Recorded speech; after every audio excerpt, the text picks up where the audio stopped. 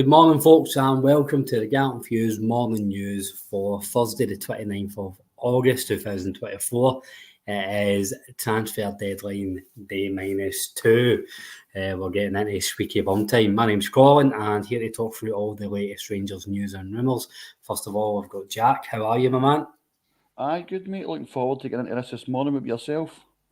I'm good, mate. I'm good. I don't know if I mentioned the other day that I'm on a 3-day week this week. Had Monday and Tuesday off, so like my second day of work and it's nearly the weekend. It's bliss. Aye, that's a good one. You can't beat that. You can. And also, I cannot complain. Davey is also joining us. How are you, mate? Not bad, my man. Not bad at all. Aye, a 3-day week's where it's at, eh? I think I might try one of them next week. I know, it should be law, as far as I'm concerned. I 3-day week, work between 11 and 2, and then I think Mhm. the country would be a much nicer place. So, Indeed, yes. if I were getting the office, folks, that's what you would get. Just a shout out what's happening on the pod, because I've noticed for the YouTube listeners, I have the Solanke Loyal tagline underneath my name. We were recording the PL podcast last night. That'll be with you tomorrow morning. Last night, 2 days ago, the two Davies done the Old Firm preview, the first Old Firm preview of the week. And of course, we'll be back with the live stream tonight. So plenty of content already been and coming your way. So make sure you give us a like, subscribe, follow, share, retweet, whatever you need to do, and whatever platform you're getting it. So quite a lot happening yesterday, gents. Some stories of potential outgoings and some stories of potential incomings. Let's start with the one that we touched on yesterday with Todd Cantwell. Todd Cantwell was rumoured to have interest from Blackburn Rovers. Sky News were reporting last night that a fee has been agreed between Blackburn and Rangers, and it's now down to the player to agree personal terms. Jack, I'm hoping after everything that we said yesterday that Todd Cantwell wouldn't be too difficult on this move. No, I don't think he would be. You would think he's wanting to leave and whatever. But I'll tell you what, we have absolutely lowballed the guy. I mean, his numbers are decent since he's came in. He's never actually really played that bad. There's games he might have played better. But I called this at the time saying, look, see if he wants to leave, we need to go about it a bit better. See if we're getting less than £1 million for a guy that's came in and actually has contributed to us. I think this is really bad on us now. Is it just better now? I understand some people just want his wage at the door, but this transfer fee is embarrassing. As far as I'm concerned, we have totally lowballed ourselves. Look at now, I know it's a different. They've got more money in that, but look at that Adam he did in South when he was wanting to leave. He behaved a whole lot worse, and he've ended up with 10 million, and we end up with buttons here. As I said, I didn't like the way we went about it to start with. Now, if some people, when players want to leave, I know some people just get them out, not, but you still need to get something back for them, and we'd have been better off playing him, in my opinion, and getting a couple of goals at him to get something better than this, because this is not worked out. It's probably better the guy leaves now for everybody's sake, but the money reported, or even a loan, I don't see where that really comes in handy. Is terrible, in my opinion. David, the rumoured fee that I've seen is between 500 and 600 grand. Again, how much truth there is to that, I don't know, but I'm kind of with Jack, where if it was 600 grand, I wouldn't be surprised with the way we went about our business. And I think we need to remember this in the years ahead, that don't air your dirty laundry, and because people won't pay premium prices for players you don't want ready. It's very true. It's the fee. There's no two ways about it. The fee is piss poor. I would say it's quite embarrassing. It's all right saying, wage bill is getting removed. Aye, that's a good point. But at the same time, I would like to think that we could command more than 600 grand. Maybe there's a large sell-on clause. Maybe there's a large promotion clause. But so what? 600 grand it's poor. Only thing I would say is I'm not sure we can put him in the shop window, because I'm not sure if he's willing to actually play. I'm getting the feeling that he's actually down tools altogether. I know that he's not wanting to play for the B team, fair enough, but I don't know if the manager was to pick him, he would even be interested. So I think we're perhaps between a rock and a hard place. But at the same time, even if we are, and even if he is classed as a problem player, we should still be asking for more than 600 grand for him. It's mental. On Sky Sports 3 years ago, somebody shared the clip on Twitter, and there was a conversation on Sky Sports 3 years ago about Todd Cantwell potentially moving to Aston Villa in the region of £40 million. How the mighty are falling with this, man, eh? That's crazy. Absolutely crazy. I mean, he was like, when he was coming to Rangers, obviously you look at his kind of history and highlights and stuff. I mean, there was undoubted talent there. But he's now, he's now classed as a problem player. He said he wants to leave Scotland, not just Rangers. He's apparently, the manager said that his problem is with Scotland and not with the club. But if that's the case, then why is he being such a wee tadger, basically? But yeah, it's I do criticise the club for the fee they're asking, if it's true and if it's accurate. But at the same time, I think they have kind of had their hand forced by the player himself, because he doesn't seem very well liked either. Usually his fellow players would come out and back the player or whatever, but he seems to be very much a lone voice. So, I mean, I'll be happy if he just leaves, but the fee will leave a sour taste if it's accurate. I think we could have done a better PR here. I mean, you could have said this Sabots came in, plays midfield, there's a goal contribution one every 2.5 games, there's a goal contribution for a midfielder that doesn't start every game and he's won a trophy. Now, I know people might say it's only one trophy or whatever, but better PR or better salesman would have got us something for this. I know people have got their feelings and Cantwell, but we have no covered our selling glory in this one at all. We have, even the way Vic Clement announced Cantwell would ask to leave after a Birmingham friendly where we'd been embarrassed off a Sky Bet League One team. Didn't even come across well either. I thought that was a total deflection of how bad we were that night. I know it was only a friendly, but we shouldn't be losing to Birmingham at all. So the whole thing's been a shambles for me. If he wants to leave, I get that, that's fine. But then if it's all case of, well, it's just Scotland he wants to leave, Mikel Arteta said this, and I don't remember throwing out the team and like hatred and whatever, you know what I mean? This is, well, if it's a homesick thing, then surely we could have dealt with this better.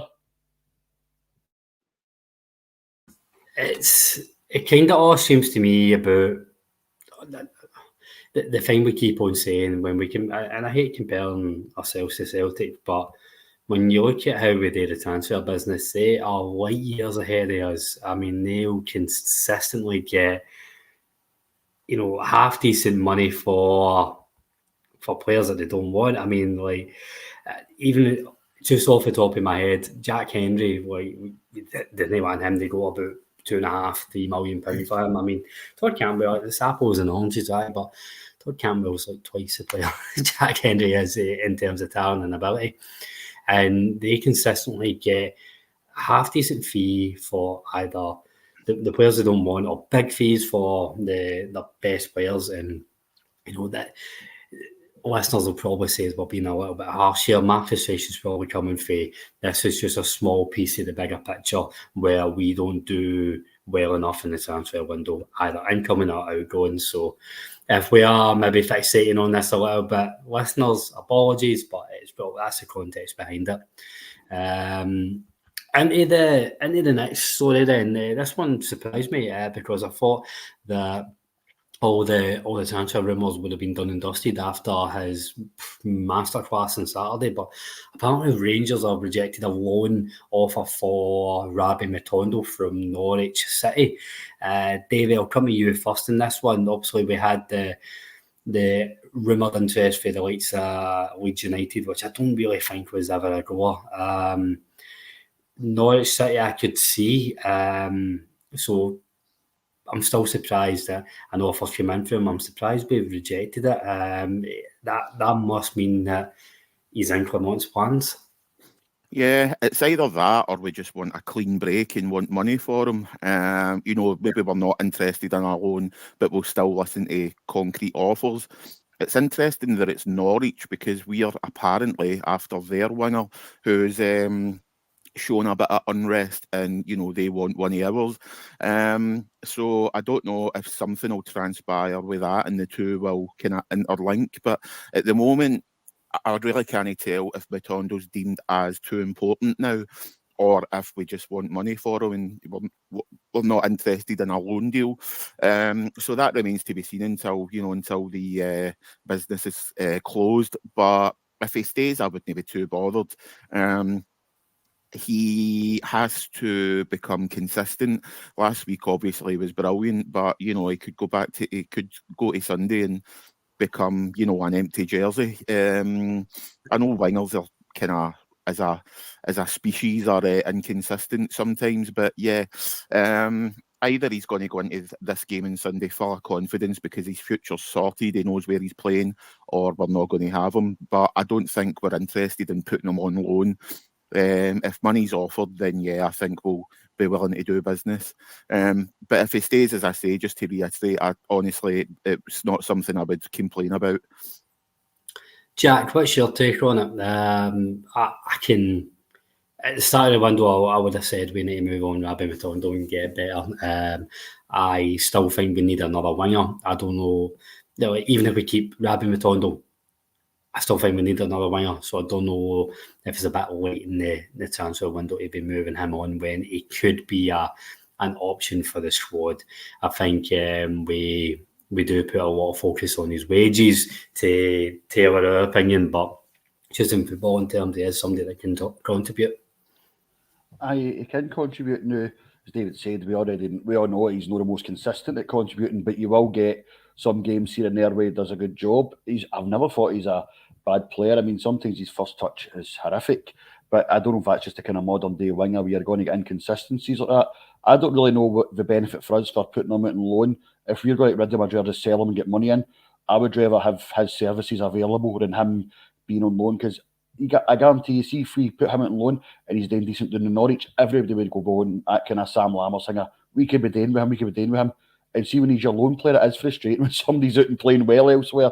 You think, well, we could be doing with him. So if you sell him and he's doing well, fair enough, that's a decision you make. But I'd much rather keep him than put him out on loan. And I don't really see the benefit to that. I know some people say about the wage and that, but I would just rather, if you're going to get rid of him properly. Because then what happens is he comes back in a year and he's out the picture and he's only got a year left in his deal and he's going to go for Todd Cantwell money if you're lucky, you know what I mean? That's what we'll call it now, Todd Cantwell money. Aye. The Cantwell effect. No, it's a good point you both make about having a clean break, because we are loan offer, like, we don't know the structure of this deal. I'd imagine Norwich would have the money to pay most of his wages, but it might still be some portion that the Rangers are paying, and a clean break is best for all parties, because a loan deal, Rangers can only then plan for the next season, whereas a clean break and a permanent move, they can plan and bring somebody in permanently and long term. So makes sense, but I don't see him moving on this window, if I'm being honest. Actually, there's every chance he'll start on Sunday, so I don't see him moving on. Jack, we'll stick with you for the first incoming transfer rumour that will come to today. I quite like the look of this one. The Rangers are reported for several outlets that are interested in Nedin Bejrami. So the news was first broken by Albanian outlet Sportmania. So Bejrami, he is an Albanian international midfielder. Listeners may remember him for his goal against Italy 23 seconds into the game in the Euros, and he also scored a belter against Czech Republic, the same game that Václav Černý scored for Czech Republic. So he apparently, Rangers are looking to get a loan to buy deal for the midfielder. He's an attacking midfielder. He's playing for Sassuolo in Italy. They've just been relegated to Serie B, and I think there's clauses in his contract which means he'll be able to move if the right offer is agreed between clubs. So Rangers need an attacking midfielder. We have an experienced attacking midfielder here who's played in Italy and Switzerland. He's played in the international stage. I like the look of this boy. When I seen we were linked to him, I was quite amazed because when I seen him at the Euros, I thought he looked a player. See that goal 23 seconds in, there was they just writing about it. It was clinical. There was no kind of rustiness to start a game. It just looked like a quality goal right away. The other game against Czech Republic, he was good as well. That's the two games I'd seen him playing in. I was at a game against Spain. I when you remember if he played or no, because Spain were that good in that game, so no had that against them. But seeing you're relegated into Serie B, I wonder if there's that if you've got one of the things where you've got freedom to move if it's agreed quite comfortably. I wonder if his offers are lower end of Italy and whatever, but he's maybe sees winning trophies and challenging Europe and that better coming to us. See if he's available. Rangers need to get that done right away because I don't think he will not be on the team looking at that. So I'd be writing about that. I'd be all over it right away. You don't normally get established kind of quality players like this playing at a good level linked to his proven one, so I'd be going for it right away. David, we've said time and time again and on this pod that we need a bit of experience in midfield. He's not quite the veteran head, but he's got about 250 top flight games across Italy and Switzerland. He probably his most successful spell came for Empoli, where he got 130 odd games, 22 goals, 22 assists in that time. I think when you look at the midfield options we have, we're pretty much resting our laurels on Sterling, Barron and Diomande, who are like the grand age of like 15 between them. There's talent there, but there's no experience. Bejrami's only 25, but I think he brings you top flight experience. Yeah, he's done it. He's done it in Serie A, no Serie B, but he's done it in Serie A, Switzerland, and his national team on the big stage at the Euros. He's proven that he can score against big teams. He might not have played in the upper echelons of Serie A. I mean, he's always probably been in that bottom half and no relegated. But the experience that he's got, his stats are also for Italy are pretty good. It's not a league where you attack wholeheartedly and just run amok. So his figures are good for the clubs he's been at. The status of the clubs he's been at, and how he's been playing.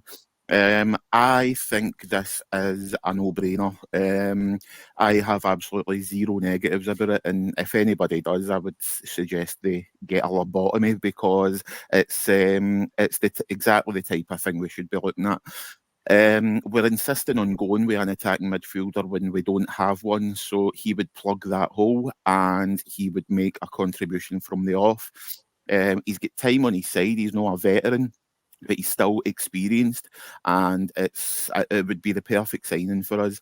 I think it's loan to buy. I would prefer if it was just buy, but if the obligation is to buy, then I'd be happy with that because I've got absolutely no doubts that come the end of the season, we'll look back and say that he's made an impact.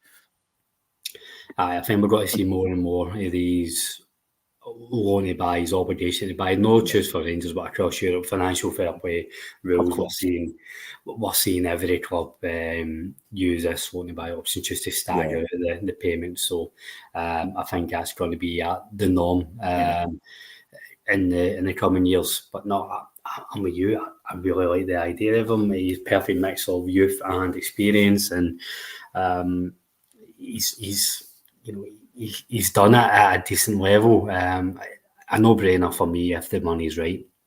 I'll stick with you, Davey, for the last story of today. This one is probably merits a little bit more of a discussion. I don't think it's quite as clear-cut, but Rangers are reportedly looking at moving for Hoffenheim's centre-back Stanley Nsoki. So this was reported by Le Clip in France that we've opened talks with the German side. He's a 25-year-old who's under contract until 2027. Nsoki, he did play under Clermont at Club Brugge, and he was part of the team that won the league with him in 2022. And He's since moved to Hoffenheim. Good pedigree. Initially, he started at PSG, then he moved to Nice before moving to Bruges. He's a good age as well. He's 25-year-old. Good experience. The only issue, David, is it's the age-old issue with Rangers. His injury record. He missed 13 games last season through injury. 3 separate injuries. He missed 8 games the season before through different injuries. I think we should avoid at all costs, regardless how good talent he is.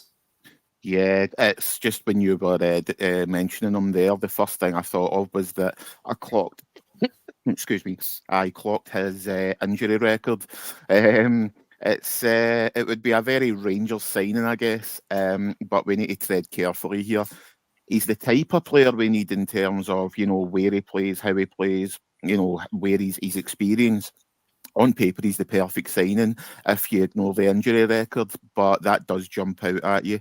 3 separate injuries for 13 games. I mean, it does suggest it's small, minor injuries, but I think throughout his career he has had similar spells out the game.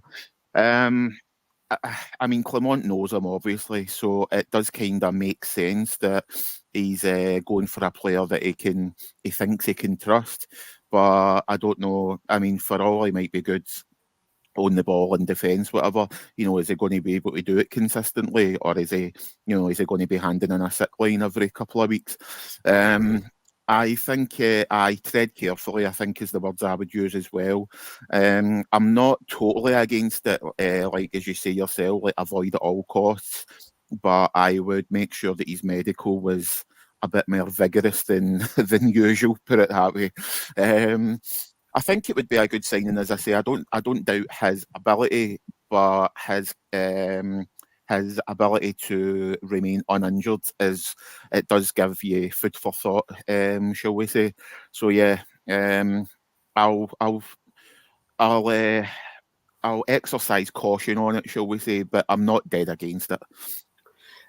Jack, I'll be good to get your thoughts on this. The reason I'm dead against it is I think there is a place for players who have maybe a question mark over their injury and their injury history and their ability to remain fit for a full season. Every squad can maybe carry 1 or 2 of the players, but I look at our squad and there's too many question marks, particularly in the centre of defence. We've got Leon Balogun, who we know at his best, he'll struggle to play 3 games a week consistently. We've got John Souttar, who has had these injury problems in the past. He's still a question mark, so it really leaves you Robin Cropper as a reliable centre-half who, funnily enough, was injured for the last game. If we did have more reliable centre-halves, I think, okay, we can maybe take the gamble. I don't think we can personally, but I might just be a bit... I don't know, I might be a wee bit scarred for seeing Leon King and James Sands against Ajax.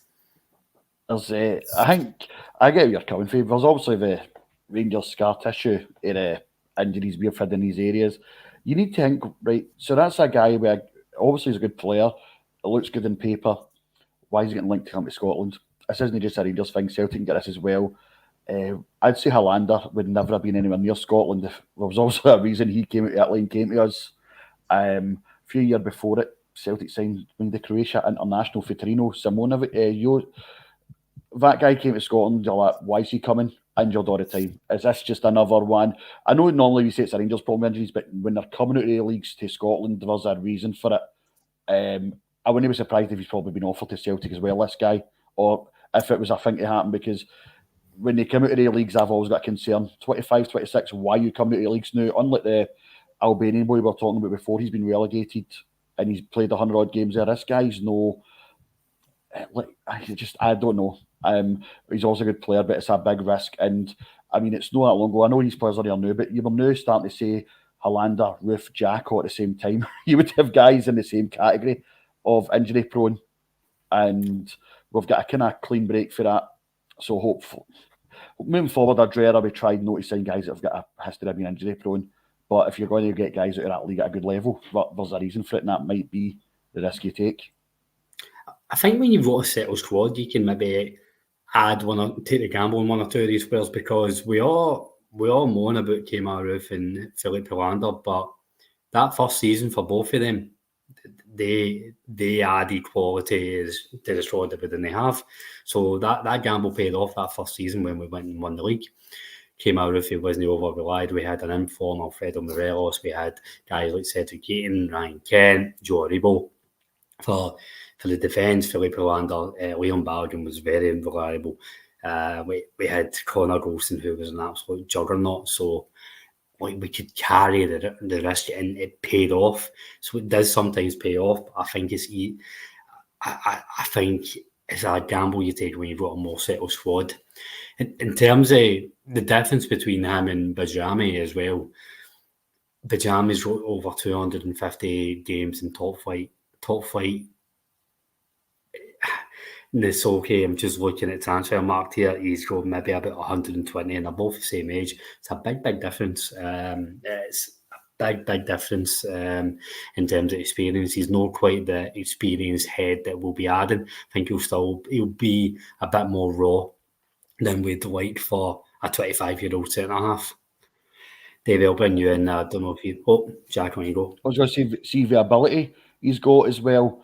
Undoubted ability. He'd probably be our best centre-half as soon as he arrives at training, and you're like, we're going to need to play this guy every game, unfortunately. So we've not got the squad we did with Hollander and Roof to just bring them in and out.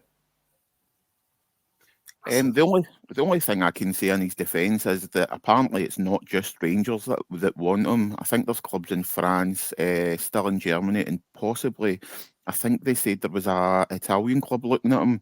I think Rangers are kind of have made the first move, apparently, like entering talks, but it's not just us that want him. So, I mean, other clubs see something in him rather than us just, it's not just us signing somebody because the manager knows him.